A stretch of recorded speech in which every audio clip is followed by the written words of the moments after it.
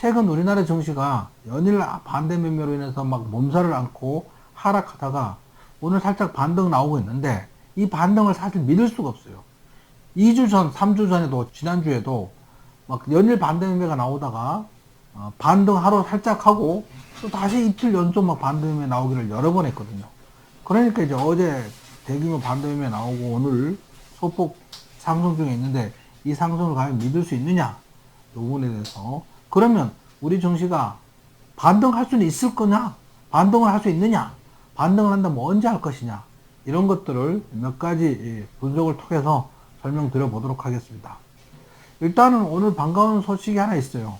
10월 우리나라 수출이 13개월 만에 처음으로 증가했다고 합니다. 우리나라는 수출 우전형 국가잖아요. 수출이 굉장히 차지하는 비중이, GDP 차지하는 비중이 굉장히 크기 때문에 그동안 수출이 계속 감소했었어요.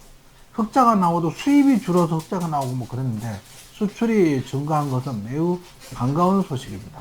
따라서 경기 회복 기대감이 있을 수 있죠. 그렇다면 우리나라 환율도 하락하고 증시도 상승할 가능성도 있습니다.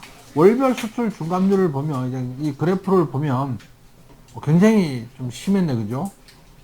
2020년 10월부터 해가지고 마이너스 14%, 마이너스 16%, 마이너스 13%, 마이너스 15%, 마이너스 16% 이게 누계잖아요.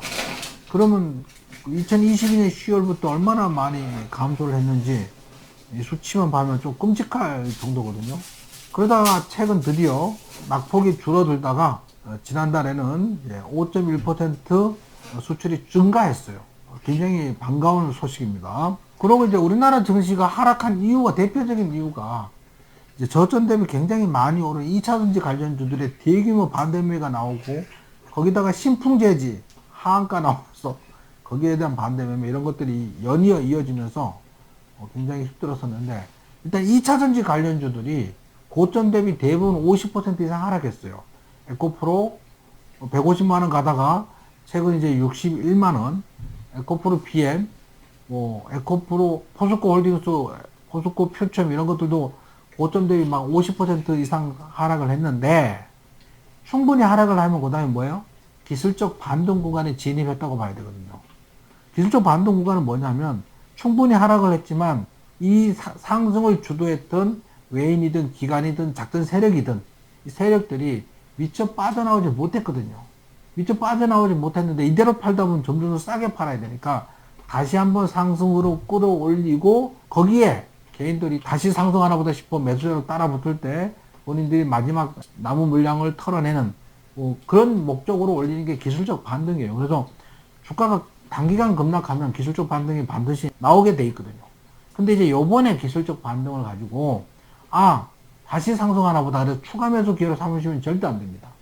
요번 기술적 반등 구간에는 본인이 물량이 많이 갖고 계신 분은 비중을 한 절반 정도 줄이시거나 소폭 갖고 있으면 전량 팔거나 이런 식의 탈출 기회로 삼아야 되지 이거를 다시 한번 재매수의 기회로 삼으면 절대 안 됩니다. 그 다음에 이제 신용잔고가 9월 13일 기준으로 20조 4,593억 원이었거든요. 그러다가 10월 30일 기준으로 그죠? 17조로 떨어졌어요. 20조, 17조 3조 이상 신용잔고가 떨어졌거든요. 그만큼 주가가 많이 내려고 반대매매가 많이 나왔다는 뜻이에요. 뭐냐면 신용잔고조차도 증시가 기술적 반등이 나올 만큼 충분히 낮아졌다. 반대매매 압력이 그만큼 약해졌다. 이렇게 볼 수 있습니다. 그래서 제가 주가 반등 이유에 대해서 말씀드리는 근거를 요약을 하자 보면 첫 번째, 지금 우리 증시가 고점 대비 마이너스 20%가량 하락했기 때문에 충분히 낙폭 가대 상태다. 두 번째는 2차전지 관련주들이 고점 대비 마이너스 50% 이상 하락했으니 기술적 반등 구간에 접어들었다. 셋째는 수출 실적이 13개월 만에 증가세로 돌아섰다. 네 번째는 신용융자가 20조에서 1.5개월 만에 17조로 감소해서 차트 기술적 분석상 이렇게 비교하면 기술적 반등 구간에 접어들었다고 볼 수 있습니다. 뭐 당장 언제 내일부터 반등할 거냐 모레부터 반등할 거냐 이거에 대해서는 말할 수 없지만은 단기간에 상승 구간이 나올 것으로 그렇게 예상되고요. 가장 중요한 지금 시장의 이슈는 지금 열리고 있는 FOMC이거든요. FOMC인데 내일 새벽에 한 2, 3시에 파월 연준 의장이 FOMC를 끝나고 연설을 할 거예요. 기자회견을 하거나. 이제 여기서 우리 이제 기준금리 인상은 동결하겠다. 더 이상 안 올리겠다. 이런 말을 한다거나 또는 이제 내년 상반기에 금리를 인하할 수도 있겠다. 이런 발언을 한다면 증시는 막 환호성을 지르면서 크게 상승할 가능성도 있고요. 하지만 그 이전 기자회견에서 굉장히 강성 발언을 쏟아냈잖아요. 그것처럼 아직도 매파적 발언을 쏟아낸다면 그건 이미 시장에 다 반영이 돼 있기 때문에 하락은 미미할 것이다.